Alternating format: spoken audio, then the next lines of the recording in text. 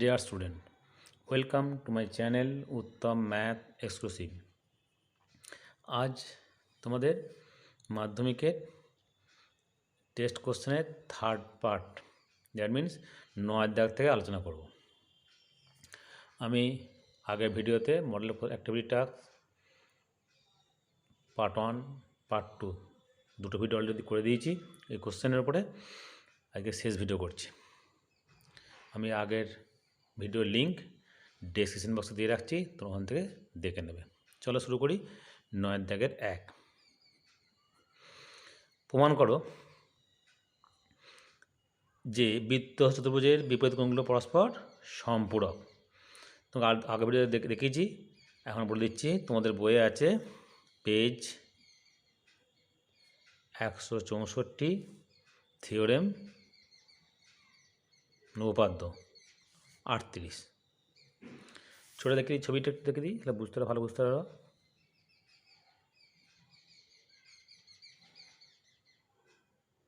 এই ছবিটা A B C D, এটা ও কেন্দ্র, এটা। নেক্সট 2 দাগের, প্রমাণ করো যে ব্যাস নয় এরূপ কোনো জ্যাকে যদি বৃত্তের কেন্দ্রগামী কোনো সরলরেখা সমদ্বিখণ্ডিত করে, তাহলে ওই সরলরেখা ওই জ্যায়ের উপর লম্ব। তাহলে সমদ্বিখণ্ডিত করছে, প্রমাণ করতে হবে লম্ব। ব্যাস নয় এরূপ জ্যা, এইটা এবি, ও কেন্দ্রের বৃত্ত, এইটা এই অঙ্কন করেছ, এটা অঙ্কন করেছ। প্রমাণ করতে হবে রিকোয়ার্ড টু প্রুভ দ্যাট ওডি লম্ব এবি। তোমাদের আছে পেজ 60, থিওরেম 33। দুটোর মধ্যে একটা করতে হবে। 5 × 1 = 5। 10 দাগের আসছে। এক্সট্রা উপপাদ্য দুটো থাকবে, একটা করতে হবে 3 মার্কসের।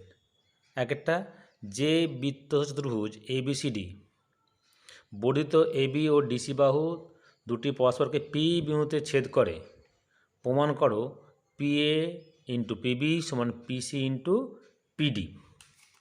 তোমাদের বই আছে এটা পেজ 252, প্রয়োগ 18। ছোটাকে দিই,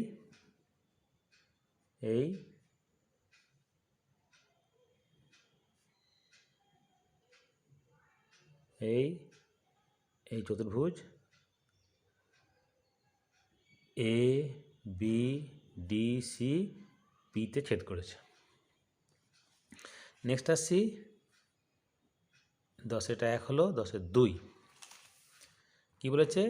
ও কেন্দ্রীয় বৃত্তের বহিস্থ বিন্দু এ থেকে দুটি পরস্পর টানা হলো, যারা বৃত্তকে যথাক্রমে বি ও সি বিন্দুতে স্পর্শ করে, প্রমাণ করো এ ও বিসির উপরে লম্ব। তাহলে আছে কোথায়? পেজ 213, প্রয়োগ 12। ছবিটাকে দিই, তাহলে খুব বুঝতে সুবিধা হবে।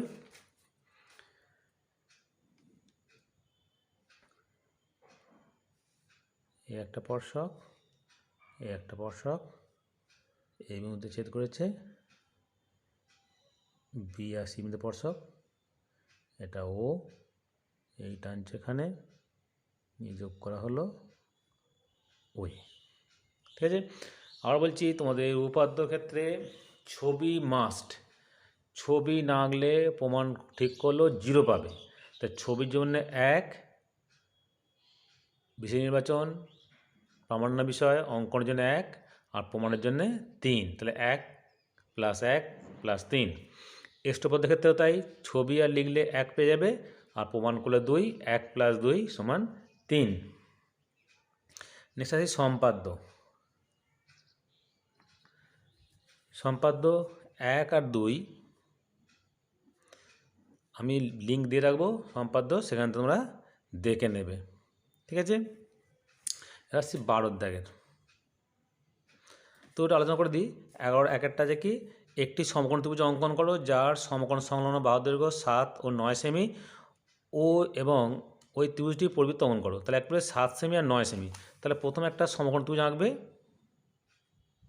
ত্রিভুজ আঁকলে এটা করলে তুমি 9 সেমি কাটবে, এটা করবে 7 সেমি, এই যোগ করে দেবে এখানে।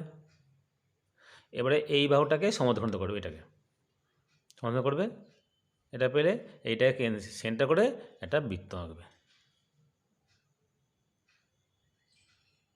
তাহলে এটা বৃত্ত হয়ে গেল, এটা হলো পরিবৃত্ত।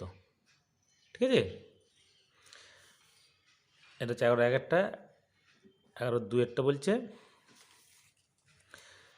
2.5 সেমি ব্যাসার্ধ বিশিষ্ট ও কেন্দ্রীয় একটি বৃত্ত অঙ্কন করো। পি এমন একটি বিন্দু নাও যেটি ও বিন্দু থেকে 5 সেমি দূরে অবস্থিত। তাই পি বিন্দু থেকে ওই বৃত্তে দুটি স্পর্শক অঙ্কন করো। তাহলে কি করে প্রথম কাজ,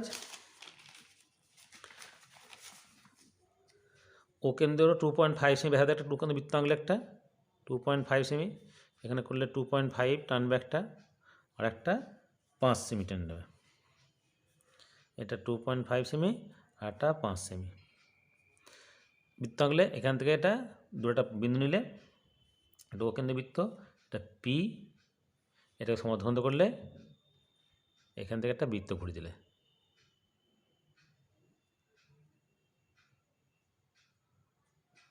ছেদ করলো সেইটা আর এটা যোগ করে দিলে, লিখবে কি নাম দেবে পিএ পিবি। ও কেন্দ্রবৃত্তের পিএ ও পিবি দুটি উদ্দিষ্ট স্পর্শক, এক্ষেত্রে নাম দেবে এবিসি। তাহলে ও কেন্দ্রবৃত্তটি এবিসি ত্রিভুজের পরিবৃত্ত, এটি লিখলেই 5-5 পাবে। এবার ত্রিভুজ আঁকার জন্য হয়তো 2 থাকবে, সমদ্বিখণ্ডের জন্য 1 থাকবে, আর বৃত্ত আঁকার জন্য 2 থাকবে। এই মার্কিং যতদূর করবে ততদূর ঠিক পাবে। ঠিক আছে, এটা তো তাই, বৃত্ত আঁকার জন্য 1 পাবে, বহিঃস্থিত থেকে টানার জন্য 1 পাবে, সমদ্বিখণ্ডের জন্য 1 পাবে, আর বৃত্ত এটা আঁকবে দুটো স্পর্শ টানবে, তাহলে 2 পাবে। ঠিক আছে, এরকম মোটামুটি ভাগ থাকবে, যতদূর পারবে ততদূর করবে, তাহলেই যতদূর ঠিক হবে ততদূর নাম্বার পাবে। এর আসছি 12-1 কটা আছে, 5টা প্রশ্ন আছে, করতে হবে কটা, 4টে, 4-4 16, 12-1 দেখো, 12-1 কী বলেছে, গ্রামের আয়তক্ষেত্রাকার মাঠের দৈর্ঘ্য প্রস্থ যথাক্রমে 20 মিটার ও 15 মিটার। ওই মাঠের ভিতরে 4টি কোণে পিলার বসানোর জন্য মিটার দৈর্ঘ্য বিশিষ্ট 4টি ঘনাকৃতি গর্ত কেটে অপসারিত মাটি ওই অবশিষ্ট জমির উপরে ছড়িয়ে দেওয়া হলো। তাহলে মাটির তল কতটা উঠবে? ঠিক আছে, তাহলে 20 আর 15, তাহলে একটা আয়তক্ষেত্রাকার মাঠ আছে, এরকম ছবিটা আঁকছি একটা বোঝানোর জন্য, ছবি দরকার নাই। তাহলে এখানে 4টে গর্ত আছে, 4 কোণে 4টে গর্ত, এখানে 4x4, তা পুরোটা হচ্ছে 20 মিটার দৈর্ঘ্য, 15 মিটার প্রস্থ, আর এগুলো সব 4 মিটার করে। তাহলে গর্ত সহ মাঠের ক্ষেত্রফল সমান 20 × 15, 300 বর্গ মিটার। প্রতিটি গর্তের ক্ষেত্রফল কি বর্গক্ষেত্র, বাহু স্কয়ার, 4 × 4 সমান 16 বর্গমিটার। কটা গর্ত? 4টে গর্ত, তাই 4টি গর্তের ক্ষেত্রফল সমান 4 × 16 সমান 64 বর্গমিটার। 4টি গর্ত বাদে বাকি জমির ক্ষেত্রফল, তো 300 মোট ছিল, -64 বর্গমিটার সমান 236 বর্গমিটার। একটি গর্তের মোট মাটির পরিমাণ তাহলে ঘনক, তাহলে বাহু কিউব দ্যাট ইজ 4 কিউব সমান 64 ঘন মিটার। তা 4টি গর্তের মোট মাটির পরিমাণ কত হবে? 4 × 64 সমান 256 ঘন মিটার। ধরি মাটির তলের উচ্চতা x সেমি বৃদ্ধি পাবে, x মিটার বৃদ্ধি পাবে, মানে এই মাটিগুলো তোলা হয়েছে এখান থেকে, এই জায়গাটা ছড়িয়ে দেওয়া হয়েছে, তাই সেই জায়গাটার মাটির উচ্চতা বাড়বে x মিটার। ক্ষেত্র কত? 236, তাহলে ইন্টু এক্স। অতএব x মিটার উচ্চতার মাটির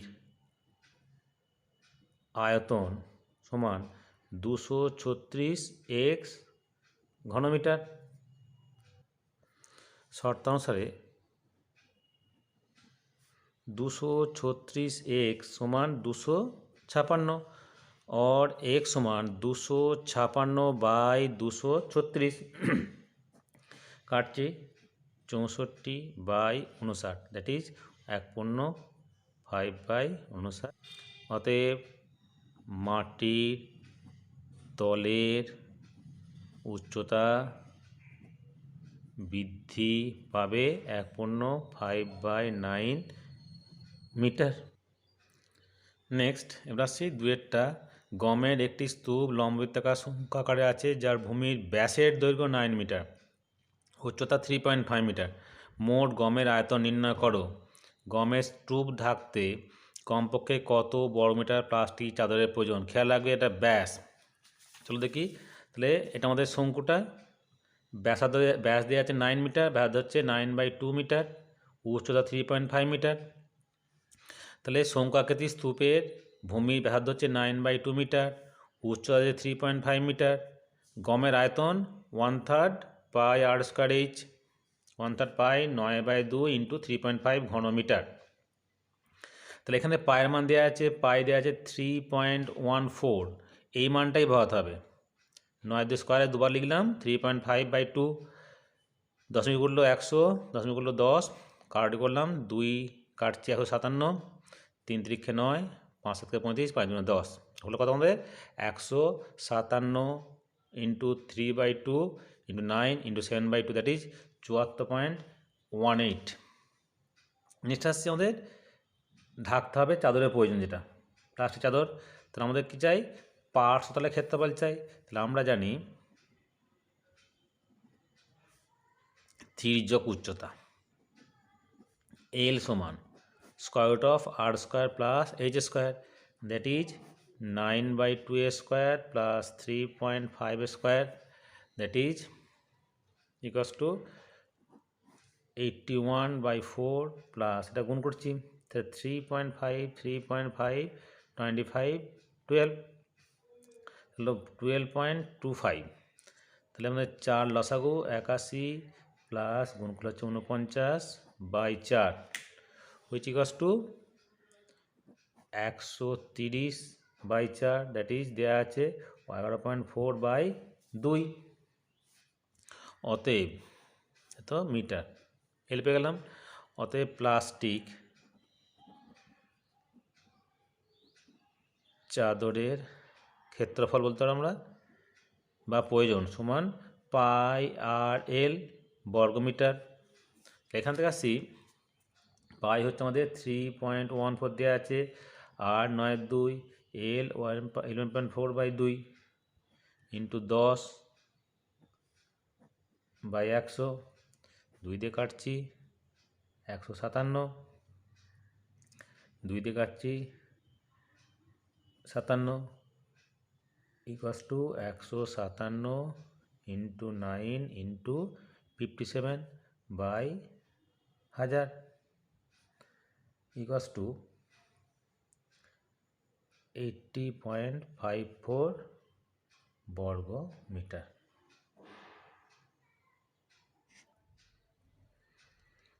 এটা হচ্ছে 1000। ঠিক আছে। নেক্সট আসছি তিনেরটা। 5 মিটার উচ্চতা বিশিষ্ট একটি লম্ববৃত্তাকার ট্যাঙ্ক জলপূর্ণ আছে। 8 সেমি ব্যাসের একটি পাইপ দিয়ে যদি মিনিটে 225 মিটার বেগে জল বের হয়, তবে 45 মিনিটে ট্যাঙ্কটির সমস্ত জল বেরিয়ে যায়। ট্যাঙ্কটির ব্যাস কত? তাহলে 3 নম্বরটা ধরি, ট্যাঙ্কটির ব্যাসার্ধ সমান 8 মিটার। এককগুলো খেয়াল রাখবে। অতএব ট্যাঙ্কটির জলের পরিমাণ সমান পাই ইন্টু আর স্কোয়ার ইন্টু 5 ঘন মিটার। অতএব ধরে নিই পাইপের ব্যাসার্ধ কত হবে, সেমি দেওয়া আছে 0.08/2, দ্যাট ইজ 0.04 মিটার। তাহলে 1 মিনিটে জল বের হয় সমান pi into 0.05 whole square into 225 ঘনমিটার। তাহলে 45 মিনিটে জল বের হয় সমান পাই ইন্টু 0.04 ইন্টু 225 ইন্টু 45 ঘনমিটার। তো শর্ত অনুসারে এই জলটা তো বেরিয়ে গেছে, তাহলে পাই আর স্কোয়ার ইন্টু 5 সমান pi into 0.04 whole square into 225 into 45। Pi pi cancel, 5 দিয়ে কাটছি, 5 4 20, 5 5 25 equals to 0.04 into 0.04 into 45 into 45 by 100 into 100, 4 25 4 25।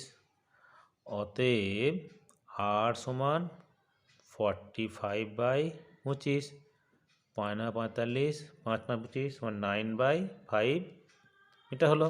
অতএব ব্যাস ব্যাস সমান 2 ইন্টু 9/5 মিটার সমান 18/5 মিটার সমান 3.6 মিটার। নেক্সট আসি নেক্সট চারেরটা। 4 সেমি ব্যাসার্ধের একটি তামার নিরেট অর্ধগোলক থেকে সর্বাধিক আয়তনের একটি গোলক কেটে নেওয়া হলো। যদি 1 ঘন সেমি তামার মূল্য 21 টাকা হয়, তবে অর্ধগোলকটির অবশিষ্টাংশে তামার মূল্য কত? তাহলে অর্ধগোলকাকৃতি তামার যেটা ব্যাসার্ধ সেটাই কি হবে, ওই গোলকটার ব্যাস হবে। অর্ধ গোলকের ব্যাসার্ধ দেওয়া আছে 4 সেমি। তাহলে গোলকের ব্যাসার্ধ কত হবে, অর্ধেক হবে, 4/2 সমান 2 সেমি। তাহলে গোলকটির আয়তন কত হবে, 4/3 ইন্টু পাই ইন্টু 2/3 ঘন সেমি সমান 4/3 ইন্টু পাই ইন্টু 8 ঘন সেমি। এটা অর্ধগোলকের আয়তন। অর্ধ গোলকের আয়তন অর্ধেক, 2/3 পাই r³ ঘন সেমি সমান 2/3 পাই ইন্টু 64 ঘন সেমি। তাহলে গোলকটি কেটে নেওয়ার পর অবশিষ্ট গোলকের আয়তন সমান 2/3 pi into 64 minus 4/3 pi into 8। ঘন সেমি সমান কমন নিচ্ছি আমি 4/3 পাই কমন নিলাম 30 মাইনাস 8 ঘন semi equals to 4/3 pi into 24 ঘন সেমি 8 সমান হলো 32 পাই ঘন সেমি। তাহলে অতএব অবশিষ্ট অংশের মূল্য হলো 32 ইন্টু 22/7 ইন্টু 21 এত টাকা সমান 96 ইন্টু 22 সমান 2112 টাকা। ঠিক আছে, নেক্সট আসি 5-এরটা। একটি উচ্চতা এর ব্যাসার্ধের দ্বিগুণ। যদি উচ্চতা 6 গুণ হতো তবে চোঙটির আয়তন 539 ঘনমিটার বেশি হতো।